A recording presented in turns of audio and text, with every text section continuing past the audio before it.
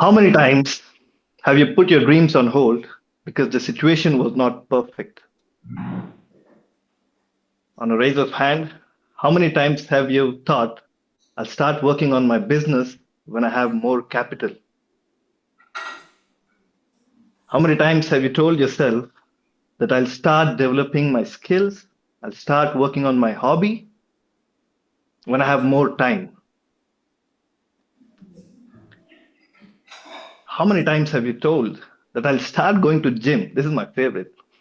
You start going to the gym starting Monday, that Monday never comes. We live in a world that has become incredibly comfortable, yet we have become masters of excuses. We wait for the perfect storm of resources, opportunity, time, luck before we take a single step. Today, I'm going to tell you a story that will challenge every excuse that you ever made.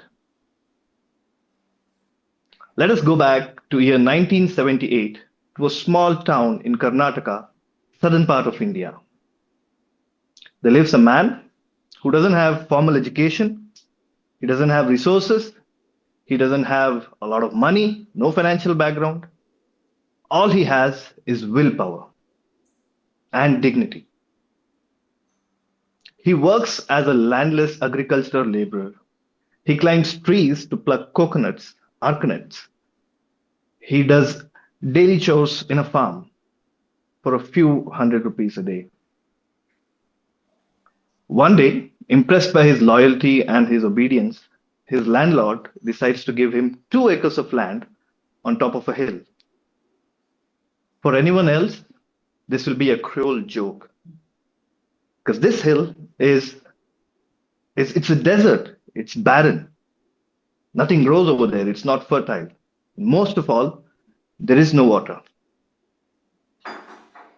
His friends and his neighbors see this land and tell him to abandon it. They tell him it's a waste of time. But then a man decides something. He decides that he does not want to rely on his relatives to meet his needs, to meet his family's needs. He chooses dignity over dependency. He decides that he's going to look at this land not as a curse, but as an empty canvas. He decides to live there. Now, having a farm is one thing, but surviving in those circumstances is another. At a place like that, thirst is your biggest challenge. His wife used to travel 2 kilometers down the hill to get one pot of water and then again walk back 2 kilometers up the hill with a heavy pot of water on her head. Bear in mind, this is not a flat surface that you just walk 2 kilometers. This is a rough terrain. Even with my trekking shoes, I managed to fall. I managed to sprain my ankles. Every step she took was a reminder of their hardship. Our man did not have resources to dig a borewell. He did not have resources to hire a crew. But he decides to do something impossible. He decides to dig a tunnel into the heart of the mountain in search of water. Now, how does he do this? When you're starving, how do you get time to dig a tunnel? This is where his discipline comes into picture. During the daytime, he works his regular job, he goes to a farm, he works as a daily wage laborer and provides for his family. But when the sun sets and everyone goes to sleep, he starts working on his dream. He started digging a tunnel, and people around him saw this and they thought, okay, he's up to something, he's going to do something. A couple of weeks go by and the tunnel collapsed on him. People start laughing at him. They start joking about his impossible task that he's about to do. He ignores that. He kept his focus. He keeps digging. He starts digging his second tunnel. Unfortunately, this time he hits a hard rock which is impossible to penetrate with the tools that he has. He just had an axe, a crowbar, nothing else, no fancy machinery. He continues to dig.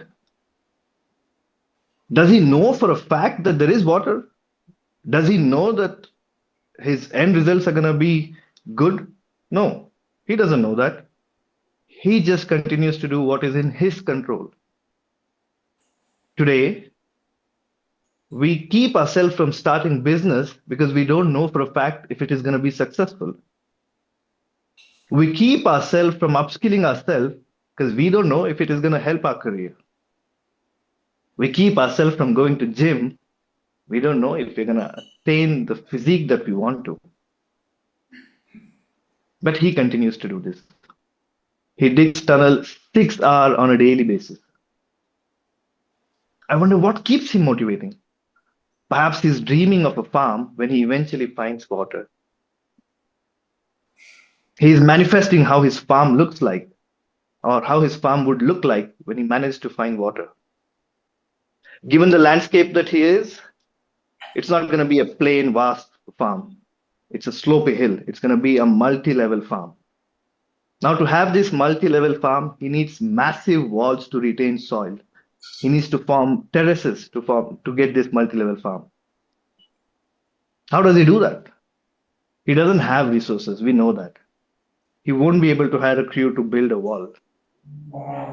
But if there is something in abundance in this locality, in this region, it is sun-baked rocks, stones. So he decided to start a new ritual. Every day when he finishes his work and comes back to his home, he will carry one stone. One stone a day after day, week after week. Imagine how ridiculous it must have looked to outside world. He's a poor man who's having one failed attempt after another digging tunnel in search of water. Now he started something that looks funny for them. He's carrying one stone every single day. They start joking about him. It's an open mockery. Are you going to have a farm with this one stone, mate? He chose to ignore that noise. He just wants to continue what he's doing. Perhaps he understands the profound power of consistency, compounding consistency that our today's fast-paced society is forgetting.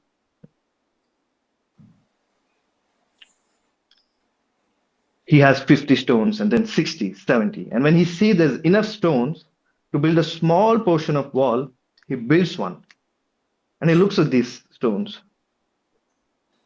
Imagine how happy he must have felt to see a small, tiny accomplishment. Perhaps that kept him pushing. After years, one stone turned out to be 1,000 stones, and he had massive walls retaining soil, and he did it all by himself. Now, these walls, these retaining walls, are of no use if you don't find water. Where are we with water? Did he find that water? 4 years have passed on, and this is his sixth tunnel now. 5 failed attempts of finding water digging tunnel. But something amazing happened. On the sixth tunnel, he finally found this water, a steady stream of water. He managed to cave way. By now, he is hundreds of meters inside the mountain. He managed to cave way for that water to get out. And he calls his wife to show her that I've finally found water. Now, here comes the wife. The entire village has been laughing upon my husband. They've been making jokes out of him that he's up to doing something stupid. And here the wife comes to see water. Imagine the happiness on her face. She never gave up on her husband. She always supported her. What does this mean? Does this mean that I don't have to walk 2 kilometers on daily basis to get a pot of water so that my family could drink and I could cook? All I have to do is open my door and I'll have water. They built a small tank so that they could retain this water because it's going to be a steady flow. And soon enough, this small tank was not sufficient. On a daily basis, thousands of liters of water just kept coming from this mountain.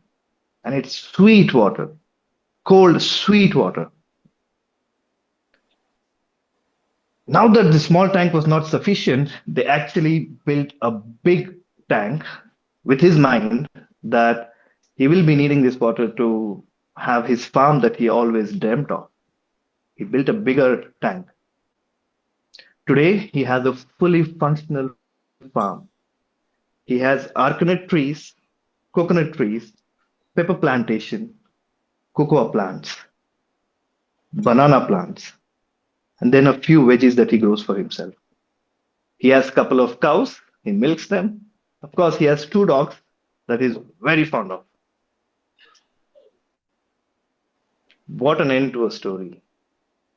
A man who was presented with impossible odds, countless challenges, who refused to give up, an ordinary man who did something extraordinary.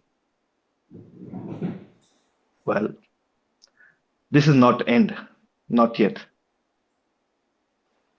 For nearly 40 years, this man lived in a mystery. Nobody apart from his small village knew what he had accomplished. But something interesting happened. A few local agriculturists visited his farm to see what he had done. A few ordinary citizens visited his farm to see what he has done. And they chose not just to admire his accomplishment, they chose to spread this. People started posting videos on internet, on their social media. A few agriculturists wrote article in newspaper. In fact, that is how I got to know about this man. That's an interesting story. Somewhere around 2007, late 2017, I asked my friend, "How was your weekend?" And he told me that he has visited a farm stay, a weekend filled with fun activities. He also visited a nearby farm to see this man who and his accomplishment. And he showed me a video. And I'm seeing this video like a 6 feet tunnel, which is 6 feet tall and which is barely 1 foot wide. And there is water flowing out of it. And it is so shallow that I can't, my friend couldn't walk into the tunnel. He had to slide into the tunnel. And this goes hundreds of meters. And as in how it goes, the height keeps reducing, and then he'll have to crawl and go in. I was so mesmerized. I was so happy to see this. I wanted to know how has he done this? I wanted to know who is this man? What's his name? For in a couple of months, I visited this place. I visited this man and his family. And his name is Amai Mahalinga Nayak, an ordinary person who has done something beautiful for himself. And the story catches fire. People start spreading more and more about this until it reaches the corridor of highest power in India, that is the Indian government. In year 2022, Mahalinga Nayak was awarded Padma Shri Award. For our international audience, this is the fourth highest honor for civilians in India. Just 40 years ago, an entire village was laughing at him, and today he's standing in the presidential suite receiving an award from President of India while the entire nation applauds. This brings me to the final part. Look at the world around us. Look at our news feeds. Look at our television screens. Look at our newspapers. Our media has become an engine that glorifies negativity, despair, division. We hear stories about fights, greed. Why? Because anger catches click. But the climax of Mahalinga's story tells us the power of shifting narrative. For 40 years, his story was buried in dark, perhaps darker than those tunnels he dug. But when ordinary citizens choose to use their voice to spread positivity, within 5 years, it had inspired millions of us. It did not just change Mahalinga's life by giving him an award. It's changed our society by giving us a hero to look up to. We need to realize the power of spreading positivity. When we spread positive news, we make our future generations to be builders and not complainers. By spreading positivity, we alter the fabric our culture is made out of. We make this world a better place, a more hopeful place. It is not necessary to write posts, to write big articles. You can just speak to your colleagues. If you hear something positive, speak to your colleagues. The way I was informed by one of my colleagues. And here I am today on this SpeakEasy event, spreading this news with every one of you across the globe. That is the ripple effect of spreading positivity. I'd like to leave you with two vows today. One, stop thinking about end results and start doing what's in your control. Look at your own lives. Carry your one stone a day. Carry your one stone a day with relentless consistency. And two, let us actively choose to silence the noise of negativity and scream the scream positive stories of people like that of Mahalinga Nayak on top of our throat. Because when we change the stories we tell, we change the world we live in. When we change the stories we tell, we change the world we live in. Thank you.